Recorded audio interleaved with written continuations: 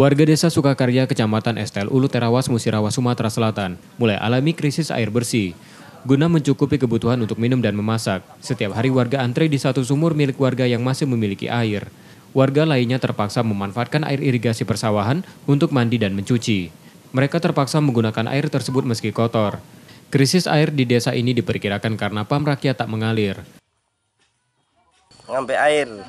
Kenapa tuh, Pak? Ya kekeringan air. Itu ngambil di mana tuh, Pak? Di tempat tetangga ini lah. Biasanya, Pak? Biasanya ya di kali, biasanya di pamnya kering. Sejak kapan tuh, Pak? Lah sekitar 3 bulanan. Mungkin harapannya, Pak? Ya harapannya kalau bisa, kalau ada bantuan ya kami terima. Tolong di sumur ini ya kalau bisa dikasih pasangan.